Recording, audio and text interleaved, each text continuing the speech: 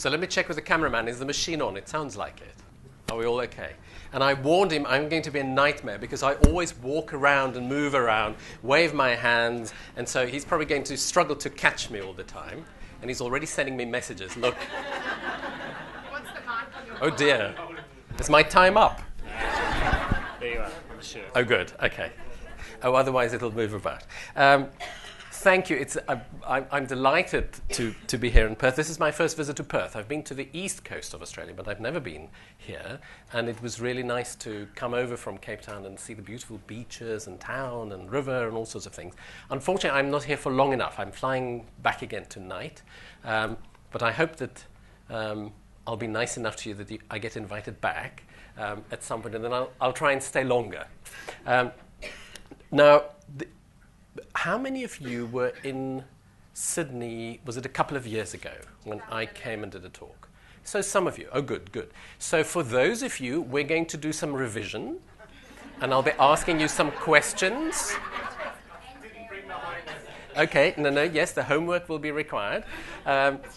And so what I've tried to do, so I did a fairly similar talk a couple of years ago, and I think it was recorded, so I think people can actually see it. So what I thought I'd do is not duplicate that talk, but try to build on it a little bit, so that those of you who were there the last time will kind of know where we're coming from, but maybe a few extra bits and pieces and a few extra facts. For those of you who weren't there, who decided to wait until Perth, I'll try to give enough basics so that we can that you'll all be able to join the story that we'll talk about. Now, the problem is this is after lunch. And I don't know why they always make me do the after lunch talk, but anyway. So I'm going to try not to be too boring, and here and there have you join in some games and puzzles and questions, etc., just to kind of keep you awake and keep me awake. But hopefully there'll be something for all of you. So what I thought I would do is really just start by talking a bit about the kind of general issues that we expect to see with people who have tuberous sclerosis in terms of the neuropsychiatry, and I'll explain in a minute what I mean by that. And that'll be the main bit of the talk. And then towards the end, we'll talk a bit about what are the kinds of things that we want clinicians and teams to do to help you with those sorts of things. I'm not going to be able to cover everything. We'll have to do a 5-day conference to do all of those things. So feel free to ask me questions. I'll do this talk, and then I'll do the last talk as well. So if we don't have time for questions now, we can do more questions at the end. I'll be joining you for dinner tonight, so feel free to come and talk to me about over dinner about whatever it is that you might want to talk about as well. Great. So let's see. Is this our machine? So as Claire said, until last year I was in Cambridge. Any of you been to Cambridge?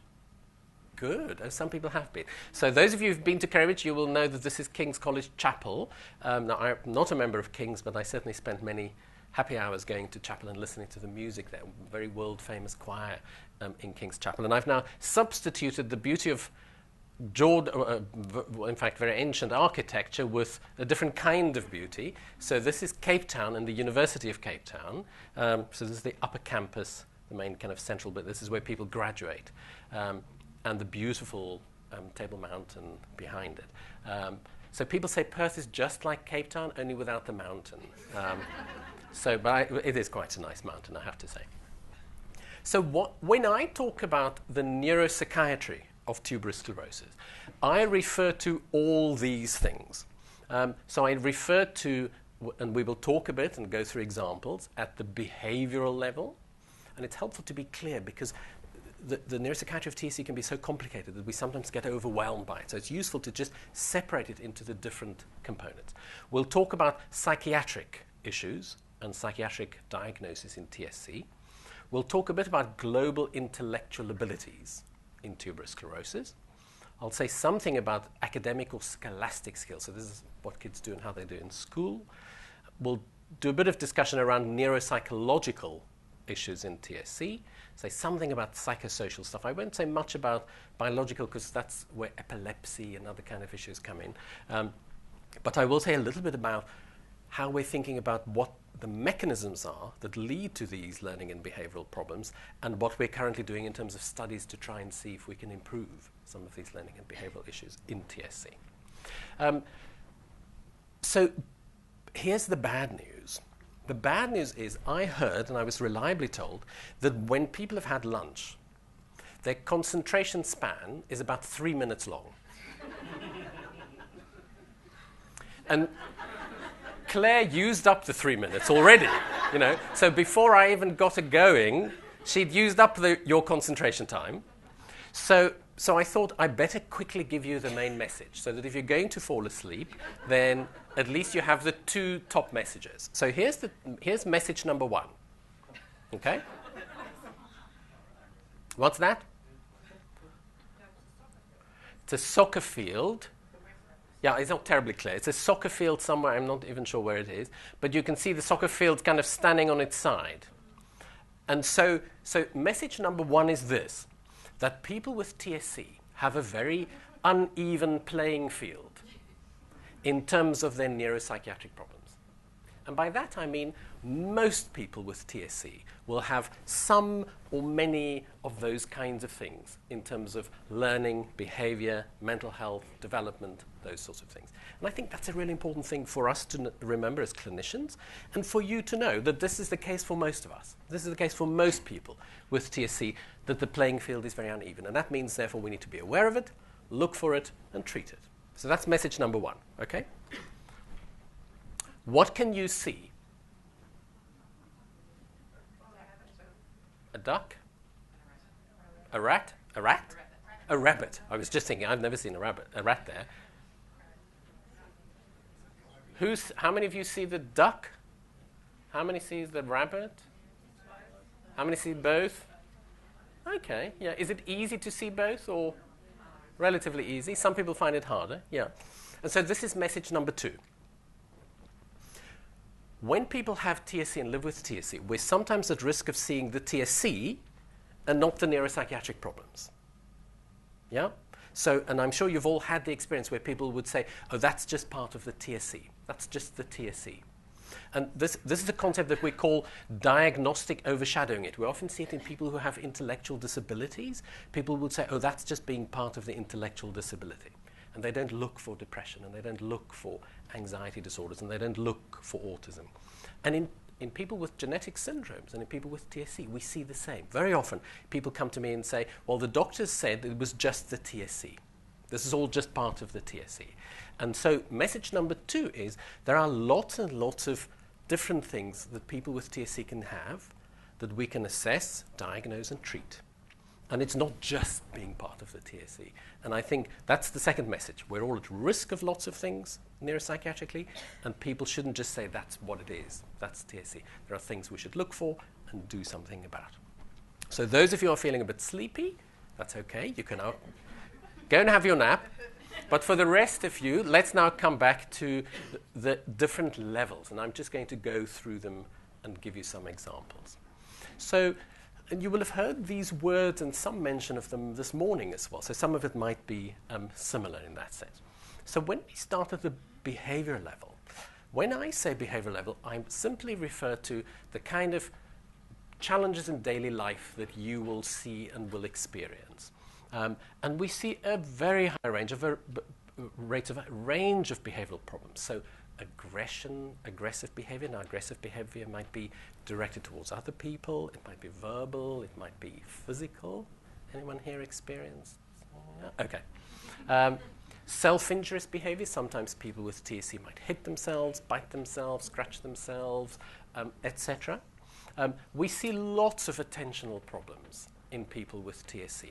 Not being able to focus well, not being able to concentrate well, all sorts of attention-related things. Very common in TSC. Social challenges, lots of people, many people with TSC have difficulties in relating to others, in understanding other people, in reading other people, in just knowing how to do the social transaction in real life. Many people with TSC have communication problems, so not just in understanding, but in actually expressing their thoughts, their feelings, in learning and developing their language. We have a mum who's a speech and language therapist here. So almost 60% of kids who grow up with TSC have some challenges in their language development. And so we need to know about these things and therefore look out for them because we can pick it up and do something about it. Sleep, a very, very common problem for many people with TSC. And it could be falling asleep problems, staying asleep problems, waking up problems, all sorts of other disturbances. And of course, sleep relates very much to epilepsy as well. But even without epilepsy, many people with TSC have lots of sleep-related difficulties. So those are the descriptions. So those are the things that you might want to come to the doctors or to the clinicians and whoever and say, I'm worried about some of these things for myself or for my child or for my family member. What people then do in a mental health setting is they then see if some of those actually fit together to meet what we call criteria for a particular psychiatric disorder. Because you might have attention problems and concentration problems but not have ADHD, and sometimes that's confusing for people. Or you might have social difficulties but not have autism, so that's confusing for people. But psychiatrically, what we know is that many people with TSC actually meet criteria for ADHD. And so ADHD, the kinds of things we'd be looking for would be difficulty with paying attention, getting easily distracted, not being able to focus on tasks, not being able to finish tasks, having problems with organization in their daily life. We're looking for hyperactivity or impulsive, overactive behavior, fidgetiness, not being able to sit still, being on the go, feeling restless inside. And we're looking for impulsive behavior. So that's not being able to wait your turn or blurting out answers or those butting into conversations. Those sorts of things might add up. And we might say that's ADHD. We know that autism, almost 25% of people with TSC meet criteria for autism. So autism too, very, very common. If we put together autism and autism spectrum disorders, that's what the ASD stands for, you can see almost half of people with TSC actually meet criteria for an autism spectrum disorder. And the way that that might show would be through having difficulties in reciprocal social interaction. So that's about the to and fro of social relationships, how we make eye contact with people, how we use our facial expressions with people, how we have conversations with people. We see lots of problems in the kind of social and communication side. And then many people with autism might also have difficulties in what we call stereotyped and repetitive patterns of behavior. So you might have particular things you're interested in that are unusual. When I gave an example yesterday of a boy in my TSC clinic who was particularly interested in wall plugs. And he had a particular interest in anti-skidding road surfaces. So that's a little bit unusual. Yeah? So sometimes people with TSC have unusual interests. That's part of the autism or part of the ASD. Many people with TSC have sensory sensitivities, or they might be particularly interested, or the sight and smell and touch of particular kinds of things. And all those might fit together to be called autism and to meet criteria for autism. Half of people. So TSC is the genetic condition that's most commonly associated with autism. And there are things we can do about it, A, to identify it, and then B, to work with it and help people develop their skills.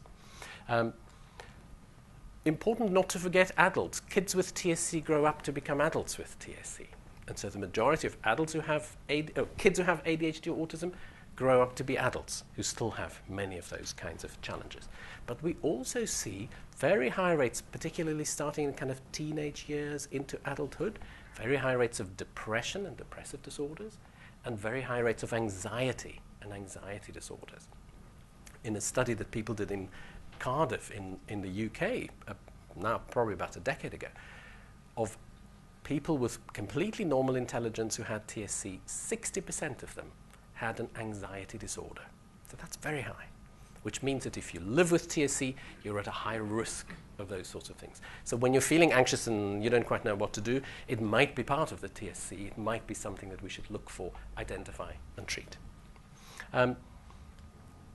So that was level 1 and level 2. Now when we go on to global intellectual ability. So this is the level where we're talking about people's IQ. You know, we all do different IQ type tests.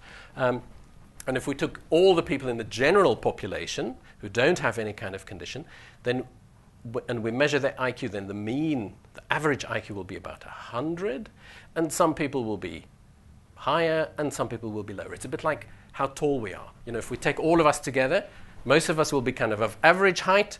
Some will be very tall. I don't know who's the tallest here. And some will be very, very short. Yeah? And that's kind of how we determine intellectual ability. So it's relative to other people.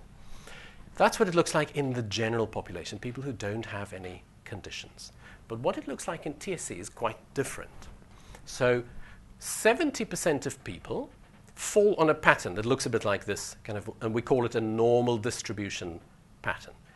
So most people fall on this in this green group, but about a third of people, and you've heard that already, have profound intellectual disability. And what we mean by that is about 1 in 3 people with TSC will never develop functional language. They might have very high levels of needs, etc. That's the pattern. And so we need to know that people are in different groups. Sometimes when I show this slide, people get worried and they say, oh, does it mean if I'm here now, I might go into that group? Or if I'm here now, I might jump into the other group. This is just about understanding where people are at. And I think the important thing, and as we go along, we're all at different places in our brain skills, and it's about knowing where we are so that we can get to the next step. But this is the pattern that we see.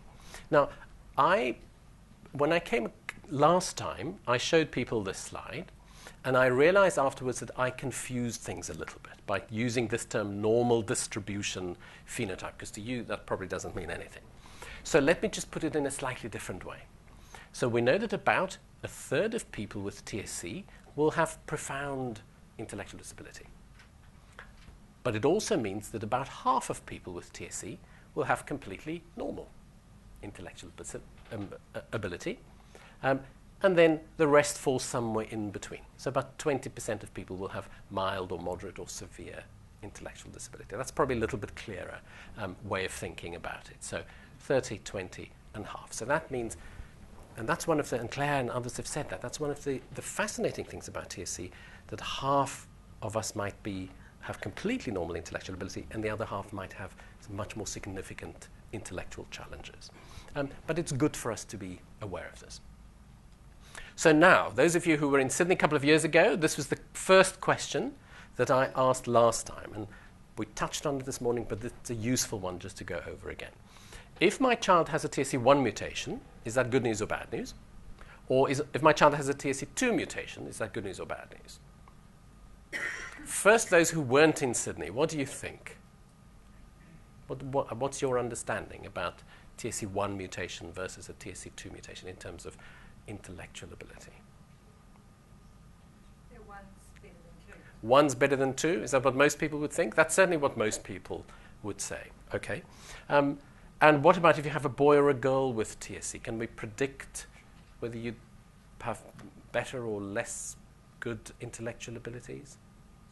I think it tends to be boys fare worse than girls. Okay, yeah. So let's show you the answers. Because what we did in one of the studies we did in the UK, we took a large group of people with TSC, with TSC1 and TSC2, and we looked at their intellectual abilities, and we compared boys to girls. And this is what it looks like. So here's the pattern that I've just shown, the normal distribution. If we just take people with TSC1 first, then the pattern looks like this. So you can see most people with TSC fall on this normal green distribution. But 10%, 1 in 10 kids with TSC1 might have profound intellectual disability. Okay? So 10% profound, 10% mild or severe, 80% of kids with TSC1 will have some will have completely normal intellectual ability. So, and that's the point that people were making earlier this morning. When we look at a group, we can describe this pattern. But when you come to me and say, my child has this mutation, what can you predict about their intellectual ability? That's more complicated. We're currently doing some studies to see if we can get better at predicting based on the exact type of mutation. But at the moment, we don't know. When we now look at TSC2, you can see that the orange, which is TSC2, is a different kind of pattern. So about a third of people who have TSC2 have profound intellectual disability. The others fall on this kind of big flat curve like that. So about another third have some degree of intellectual disability, and about 40% have normal intellectual ability. So you can see they look different, and superficially, TSC1 is therefore better than TSC2. But I think it's really important that if you're told your child has a TSC1 or a TSC2 mutation, not to think, oh dear, that's good news or bad news, because it actually doesn't tell us anything at an individual level.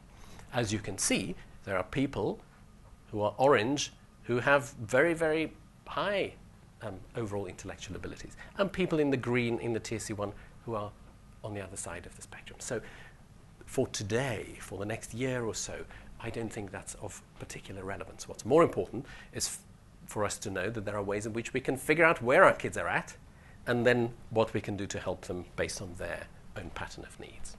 Okay, boys and girls, we see no differences between boys and girls, better or worse in terms of their intellectual ability. People in the earlier days thought, exactly as you said, that boys might be worse than girls, but actually there's no real evidence to suggest that it's different for boys or girls, either with TSC1 or TSC2 or any combination. Okay. This is another important one, academic or scholastic skills. Lots of mums and dads come to me and say, teachers say my child has completely normal intellectual ability and they're not doing well in school, so they should just try harder. And they're just being difficult. And actually, the answer is that's not true. Lots of kids with TSC, about, again, 1 in 3, of kids who have completely normal IQs have some, and sometimes very significant difficulties, reading, writing, spelling, maths. Math is a very common challenge for lots of people with TSC. And for maybe some of you here who are grown-ups with TSC might think back to what it was like for you as well. So the important thing about that is to say, even though my child might have completely normal intellectual ability, we need to look for these challenges and you need to help us educationally in terms of additional support when it's required. Neuropsychological level. What does that mean to you? And I use this term. You heard lots of strange medical terms this morning. Here's another strange term. What does this mean to you? Nothing? Or maybe they've all fallen asleep. I don't know. So let me explain to you what I mean by the neuropsychological level, because it could just be a strange big word.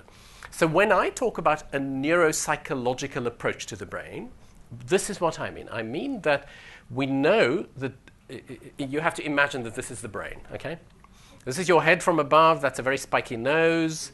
Those are your eyes, and that's the back of your brain. And we know that as the brain develops, different brain functions specialize in different bits of the brain. Yep. And so what we do when we use a neuropsychological approach is we use the knowledge that we have about where in the brain things happen to try and determine what you're good at and what you're less good at. And we call that a neuropsychological profile. And so we measure the strengths and the weaknesses that people have. We figure out your profile, and that helps us to understand what you're currently good at and less good at, what you're struggling with or not, and it helps us to predict people's future behavior as well. And the third bit to that is there are all sorts of tricks and techniques that people can learn to develop those brain skills. It's not all about medication or doing nothing. So there are all sorts of strategies that people can learn to develop some of these brain skills. So here's the brain, and what we do is we very simply, and it's very simplified and simplistic here, we divide the brain into front and back, left and right, inside and outside. Okay? So there are kind of 3 axes that we think about. So here they are, left, right. Left bit of the brain, let me say, am I on the right side? Yeah, of my brain. The left hemisphere, so the left half of your brain is specialized for language-based functions. Yeah? So understanding language, producing language is specialized on the side of your brain. The other side of your brain, the right side, are more spatial-based things. So where things are in space, blocks, puzzles, those sorts of things, right? The back of your brain is more specialized in knowledge and information. If we think of it as kind of the library of the brain, all the facts and the books go in here. And the front of the brain is more the bit that does the work. It kind of organizes and does the activity. And then if we think the inside-outside is less important today, but again, the facts and the information tend to be on the outside, on the cortex, as we call it, and arousal, emotions, those sorts of things are on the inside of the brain. Okay? Does that make sense? Okay. I see some frowns. What I'm going to do is to give you a few examples in a minute. Of course, that's very simplistic, and so this is just kind of showing that these are networks. They're things that connect and that talk to different bits of the brain. And what we try to do in TSC is to say, if we think about these brain skills almost like, imagine they're little matchsticks. What we try to do by measuring them is to say, are all your matchsticks kind of the same length? Or are some of them tall and some of them shorter? Or are they kind of very mixed up? Some tall, some short, some all over the place. If you have to guess in TSC which of those 3 patterns do you think is the most typical pattern we see in TSC? They're scattered all over one.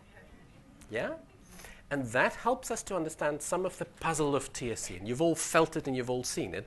The fact that some people with TSC may have some things that they're amazingly good at and other things that they struggle with. And why is that possible, or how is it possible?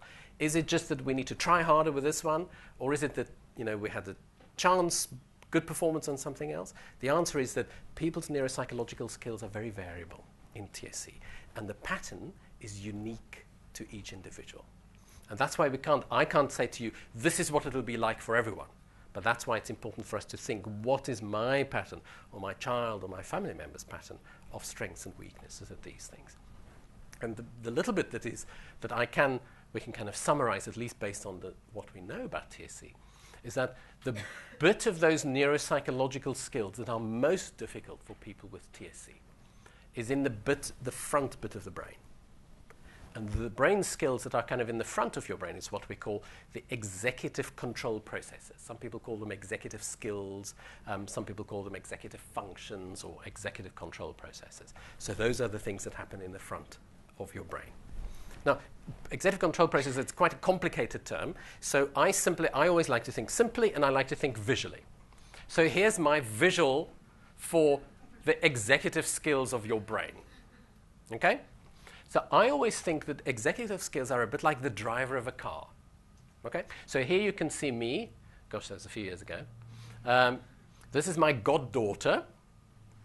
Now, what you can't see is I'm busy driving the car. She has the window half open, and she was starting to kind of stand up to lean out. Okay? On the one side, and I was about to drive over a small little bridge. On the one side was a bunch of cows. This was in Wales. On the other side was a cliff down to the sea. Yeah? So I had to drive, looking where I was going, holding the steering wheel, checking that she wasn't jumping out, making sure I knew where the bridge was, and doing it all at the same time. Yeah? So that's kind of my analogy of the executive control skills of the brain. It's kind of pulling things together. Yeah? And this is the thing that for people with TSC that's often the most difficult, is pulling all those things together in a way that makes sense. So here are some names to some of those brain skills that the driver has to be able to do. Some of them we might call regulatory, and that includes things like arousal and inhibition, and I'll give you some examples in a minute. Some other bits of executive control is about attentional control, so that's about selective attention, sustained attention, and dividing your attention. You'll remember we talked about dual tasking and divided attention the last time we met up. And some of them are goal-directed, so that's about knowing where you want to go and how you get there. That includes things like planning or sequencing or organizing. It includes things like monitoring, so that's knowing, as I'm doing it, am I still on the right track, or am I going left or right, or am I going over the cliff? Working memory, and I'll give you an example of that. Cognitive flexibility, that's about you have a plan and you're going to do the plan, and then you realize the plan isn't working, now I need to change strategy. Yeah? Lots of people with TSC, strategy, whether it works or not, that's what I'm doing. And it's hard to shift, okay? Judgment and perspective taking. This is about being able to see somebody else's position and say, oh, I see what you mean, and that's why you're doing it. Again, tricky for lots of people. Metacognition is similar to that. That's about being able to see positions from a different point of view. So let me just give you a few examples just to make it a bit more real for you. So here's number one, arousal and alertness. The interesting thing about arousal, so this is now the bits that happen in the middle, in the central part of our brains. The interesting thing about that is without arousal and alertness, we can't do anything. If you're sitting here asleep, well, you might hear something, but essentially we need to be alert and sufficiently aroused to be able to do anything, right? Okay. And the important thing, too, about arousal is we should not be under-aroused or over-aroused. Many people with TSC have problems regulating arousal. So they might be either too under-aroused or they get very, very over-aroused. And then you can't do things either. Then often it looks like anxiety because you simply can't take in any information. We get two different kinds of arousal. We get tonic arousal. So that's the thing that wakes you up in the morning and it keeps you awake throughout the whole day. And then when you go to bed, your brain switches off. That's what we call tonic. But then we also get something that's called phasic arousal. And phasic arousal means it goes in phases. Yeah? So, for instance, if the fire alarm suddenly went off, we'd all kind of wake up and be aroused because suddenly there's something that boosts our brains to wake up again. Or if I suddenly, told you a dirty joke, or started talking about sex, you would all wake up again. Yeah. So that's in other words, that's using your phasic arousal system to kind of wake up the brain a little bit. Another way to use phasic arousal is sometimes just to have a movement break. That's what I do. When I'm sitting in the back and I'm jet lagged, I just stand up and go to the loo. And it's not because I need to go to the loo. It's just kind of to wake my brain up a little bit. And often movement breaks are really useful tricks to use when you can feel yourself going down, so to speak. So that's arousal. Response inhibition is another really important thing, which for many people with TSC is problematic. And response inhibition means the ability to inhibit something that's automatic. May sound a little bit complicated, but I'll show you an example in a minute. And there are different ways in which when we see kids in a clinic or in a lab, different ways we can assess it. A stop task is when people do something and we just say stop. That's one way. A go, no go is when there's a green light, you go, and when there's a red light, you don't go. But this is the one that's tricky and that's complicated for most people with TSC, and it's called switching. So I'm going to make you join me in doing a little switching task now, okay? That's to wake you up a little bit, but also to make you feel what this is like.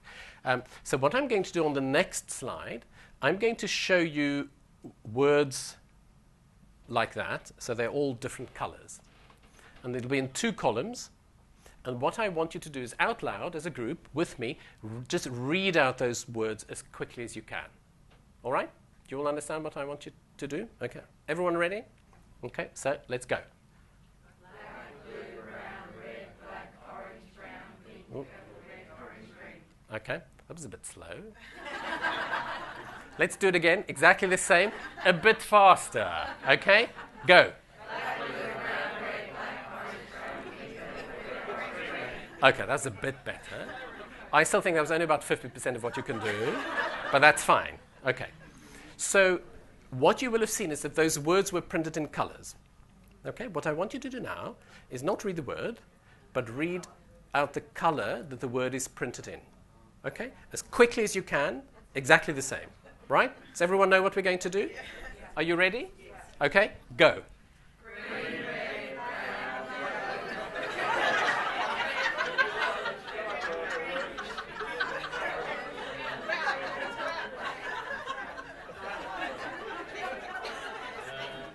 Okay. So why did you all start out well and then started laughing? What happened?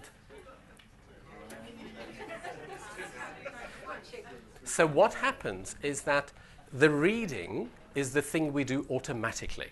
Yeah? We read automatically. And so here, this is a nice example of inhibiting that thing that's automatic and replacing it with something else. Yeah, it's not the color, it's not red, the word is red, but it's actually green. And we have to do it every time. And so you can feel in your brains that's much harder to do than doing the automatic thing. Yeah? And so response inhibition is a problem for lots of people with TSC. How do we get around it? We actually try to find ways of making the thing we want to do an automatic thing, because then we don't have to think about what that is. And actually that can improve our brain's ability to do other tasks. So that's response inhibition. Good. Working memory, another thing that for some people with TSC can be a really big problem. Working memory is about the brain's ability to keep a small bit of information online to work with.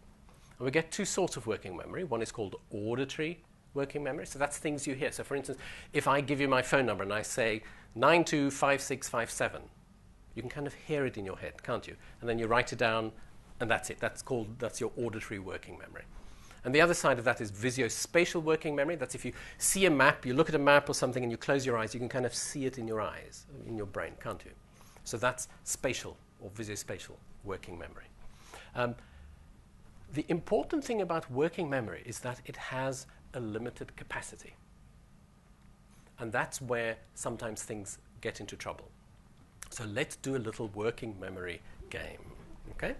So what I'm going to do, I'm going to just say some numbers, and I want you just to listen. No cheating by writing it down, please. Listen to the numbers, and you can close your eyes if you like, if you don't want to be distracted. And then when I say now, then I want you just to repeat those numbers. Okay? Ready? Everyone understand what I want you to do? Okay? So, here comes the first set of numbers.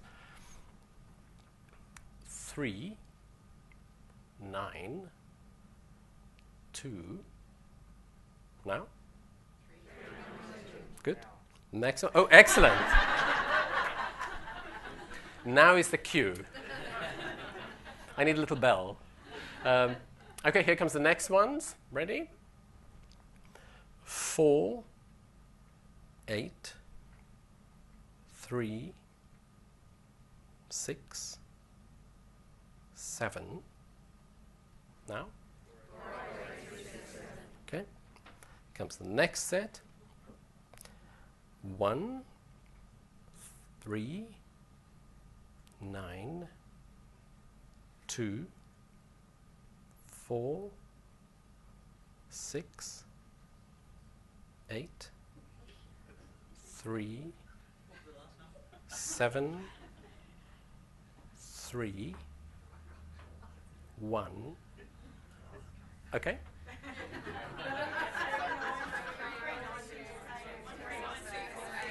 We have a few show-offs as well. Very good.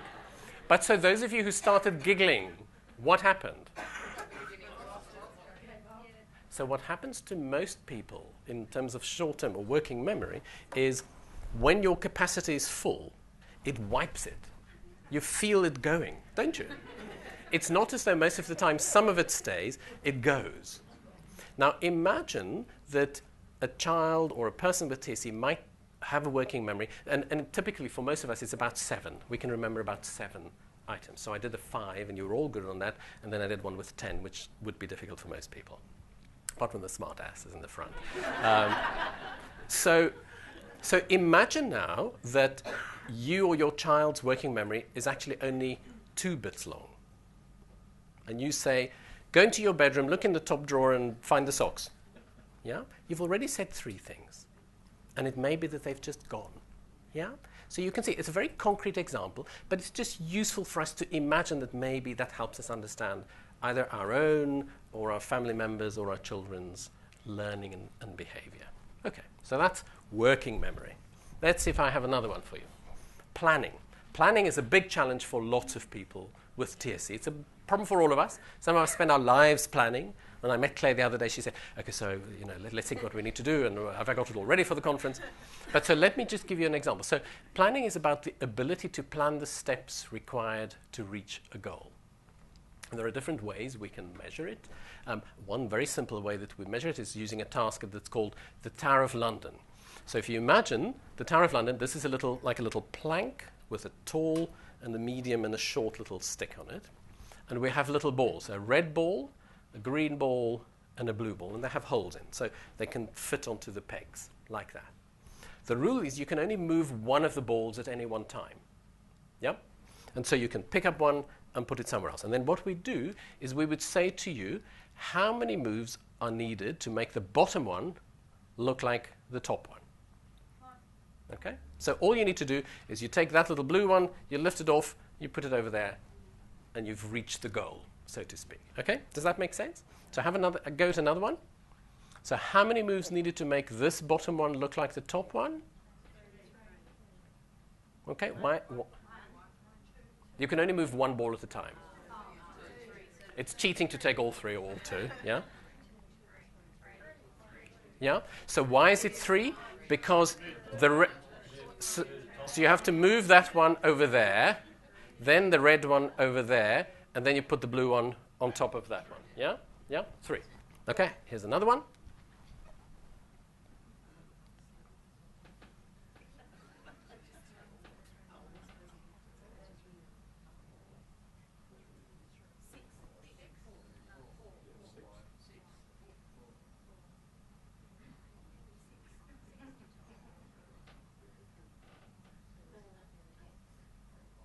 Okay, so the answer is less important than what you're doing, and what you're doing now is planning.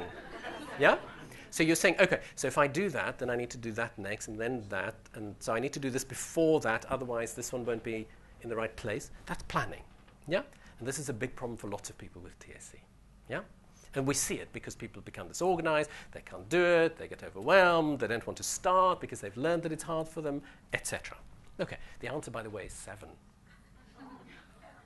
Talk to me afterwards if you want to know why. Okay.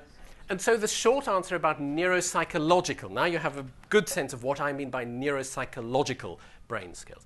The majority of people with TSC will have some neuropsychological deficits, including the majority of people who have completely normal intellectual abilities. And so many people, even if they have no psychiatric disorders or other obvious learning problems, many people have some challenges in managing these kinds of brain processes. And they do really help us to understand why lots of things are challenging for people in real life, including those who have completely normal intellectual abilities, who when they go out into the real world and have to find jobs and keep jobs and do relationships and manage things and remember, it can get really overwhelming and really tough. As I said, here are some of the things. So in verbal and in spatial memory, particularly in recalling information, saying somebody what it is. It's not just about recognizing, it's about recalling. Executive skills, so these are things like planning and set shifting, big problem for most people. Attentional skills, some people group those two together, particularly dual tasking, which is, as we talked about last time, it's when you have to do 2 things at the same time. And actually, our brains most of the time have to do 2 things or multiple things at the same time. You're listening to me and looking there. And many people with TSC can do the one, and they can do the other one, and when you make us do it together, it becomes really difficult. And the important thing that we learn through some of our research there is that very often when people can't do dual tasking, it makes them feel overwhelmed. It makes them feel kind of unable to do things. People often say, I can't, I don't want to, I feel anxious about going into a situation because it makes me feel overwhelmed. And it's often about having to do these multiple brain skills at exactly the same time. So the next level, level 6, we call the psychosocial level, and psychosocial functioning, psychosocial skills, etc., are a very important part of our lives. And that includes things like self-esteem, the psychological impact of the disorder, how it makes people feel about themselves. Self-efficacy is about your sense of being in charge or in control of what you're doing and of your life. And that's different from self-esteem. Self-esteem is about how good you feel about yourself. Self-efficacy is about how able you feel you can do things. Many people have low self-esteem, but they feel, I can do something about it. Other people feel good about themselves, but they're useless. I don't mean that rudely, but so just to differentiate the two from one another. Family stresses, you will all know, but our doctors don't always remember how major the impact is of living with a condition like TSC on family stress, marital relationships, sibling relationships, etc. By internal world, and I think you'll have some discussions about internal world, by this I mean how we think about these sorts of things, how it makes us feel, what we think about the thinking and what we feel about the feeling. What do I think, does my child with TSC feel or think about their condition, and how do I then relate to that? And people often forget about these kind of internal world aspects of the disease. And of course, and I'll end up saying again something about resilience and protective factors, those are also very important. I'm always at risk of only talking about the kind of challenges in TSC, but there are lots of positive things too. And that's one of the things that I like about this neuropsychological approach. We all have things we're good at and we're not so good at. It's about figuring out where we're at, rather than saying we're all bad at something or good at something. So this was something when a lot of people have talked about the kind of self-esteem and psychological impact and people feeling anxious. And so this was a really interesting question that came up and has been in people's minds for a long time. What causes anxiety in TSC? Now, those of you who were in Sydney last time, don't give my answer yet. What do people think? What causes the anxiety in TSC?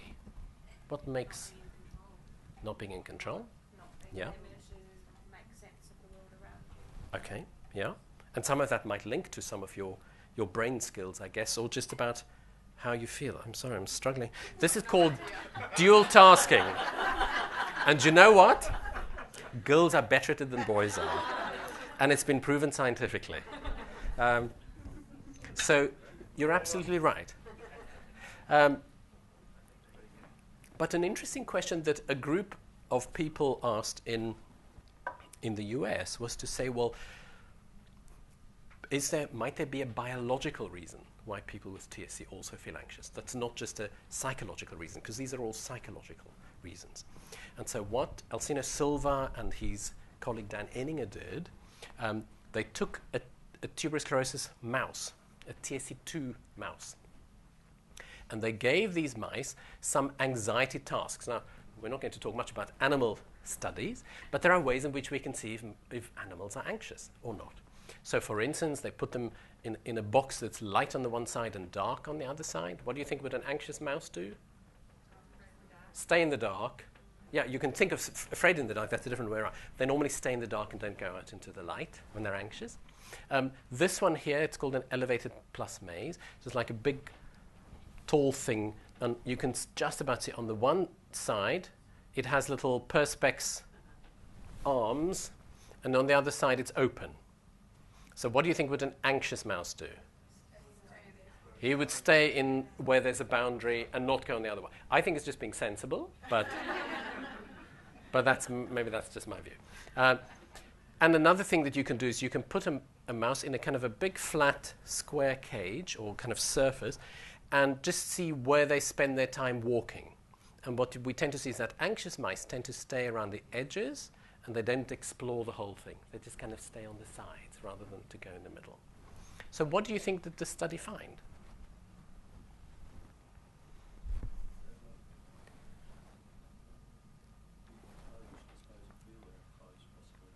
The interesting thing is that across all three of those tasks, the mice with TSC were more anxious than mice that didn't have TSC. So clearly that's not about how it made them feel or about family relationships or about doing jobs in daily life. But so what that suggested to us, and I think that's an important thing for us to remember, is that TSC perhaps makes people more vulnerable to anxiety. Now, I'm not saying it's just part of TSC, but I'm saying that people with TSC are at higher risk of having anxiety and anxiety behaviors. And so we need to look for it and have a different threshold to say, I think there might be anxiety. Let's see what we can do about that. Because again, there are behavioral things we can do, help people with their anxiety, and there are other kind of pharmacological or medication strategies to help people with anxiety. So to me, that was a really interesting thing. That it doesn't take away the psychological stuff, but it means that they combine and they add up together to lead to the challenges and perhaps to why we see so much anxiety in TSC. So look for it, look for assessment and treatment because they're there and they do work, even if you have TSC. So this is the kind of question that I'm particularly interested in and have tried to do a lot of research. What are the mechanisms that lead to these problems in people with TSC? Now you will know, and will have heard this morning, that we used to believe that the mutation, so having this abnormality in your TSC genes, lead to those cortical tubers, the brain tubers, and epilepsy or seizures, and somehow either those or the combination of those lead to the learning and behavioral and other deficits. And the short answer is that that's a bit of an oversimplification. There are people who've never had seizures who have those problems, who have very few tubers who have those problems, and the other way around. I have, and I always say people, I have in my clinic kids who have 60 or 70 tubers in their brains. When you look at the brain scan, it looks terrible.